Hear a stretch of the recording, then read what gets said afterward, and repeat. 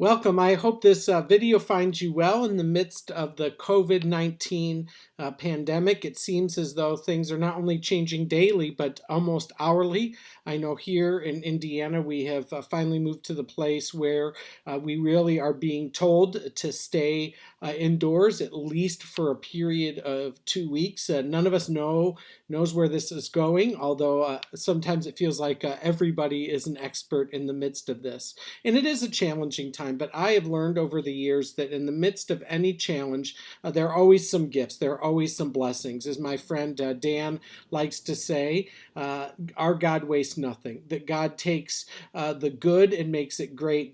God takes the mundane and makes it holy and beautiful, takes the ordinary and makes it extraordinary. God takes the difficult and makes a good of that. And so I've been thinking about that, as is my habit. What are some of the gifts, some of the blessings, some of the good things so far from COVID-19? And I think we'll be learning about these no matter how long this lasts for years to come. But there are three big ones already, I think, that we, particularly as those who live in the U.S., can learn from.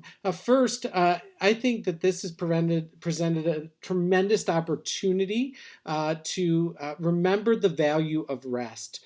We are terrible about rest in our culture, in our society. We constantly go, we constantly do. We are expected to be always on. We are workaholics. We rest rarely, and when we do, it's on vacation, and even then, we are constantly connected oftentimes. We don't know how to shut down, how to stop working. I'm a driven person. I like to get stuff done. I like to be with people. It is just who I am. I have a lot of energy, and I love to be busy. But I've learned over the years, often the hard way, that rest is essential. And so I came to a place in my life where when I'm on, and when I'm off, I'm off. And I've learned to do that better and better each and every time, each and every year. And as I was on sabbatical this last summer for 9 weeks in June and July, I learned even more about the significance of rest and of health. You see, Sabbath or rest is a scriptural concept. It made the 10 Commandments, the top 10 list. God rested. Jesus took time away and rested.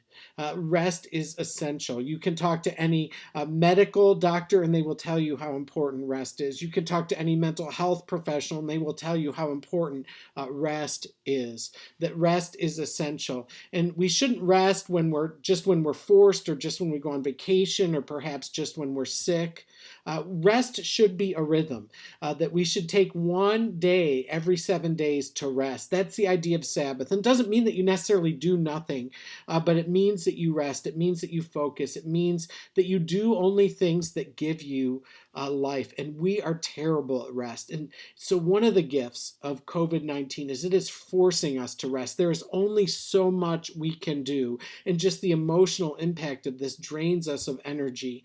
Being inside, especially in the midst of gloomy weather, can be challenging.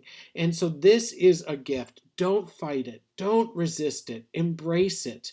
You will learn and grow. I have learned and grown so much simply by learning how to rest.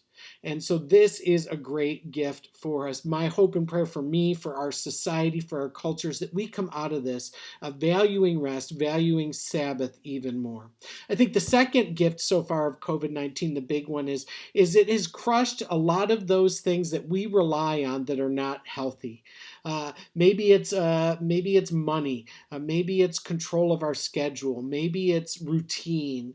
Maybe it's access to resources, right? Maybe it's our work.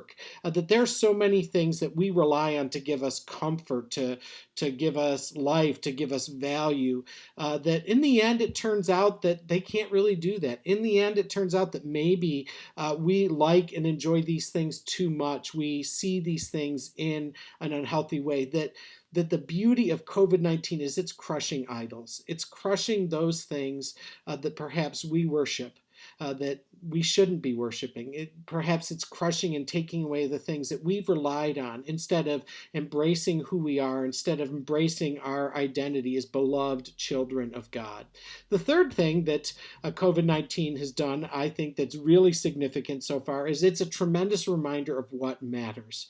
The fragility of life, the lack of control, the uncertainty. It reminds us what matters: our family, our friends, our health, that everything else is temporary, that there are no trailer hitches on hearses, that all of these things that we do and accomplish will be fleeting, that the legacy we leave whenever it is that we leave this earth will be in the relationships that we've had, in the way that we've cared for and treated people. And so all of a sudden we're realizing that our neighbors and our relationships and not our stuff, not even toilet paper, are the things that matter. And so the gift of COVID-19 is it's forcing us to stop and reflect and realize what really matters. That's not easy. This is not enjoyable for anyone, especially for an extrovert who really loves people. This is a little traumatizing. At the same time, there are beautiful things in this for us. And we can come out of this whenever we move through this, and we will. We can come out of this better and stronger and realize perhaps who we really are, what really matters, where our identity and where our health is found. And that is the gift of this. And so don't hesitate in the midst of the tragedy, in the midst of the difficulty, in the midst of the fear, in the midst of the things to complain about, and there are rightly plenty, to look for the gifts, to look for the blessings, to look for the opportunity to be more freely yourself, to embrace your identity as a beloved, chosen child of God. Look for the opportunities to see and know what matters and to love well. This is not easy, but it can be a gift and a blessing. And what they say, what doesn't kill us makes us stronger. I believe that we are better together, and because of this, each of us will be better, and our society and our church and our world can be better because of it. But we need each other.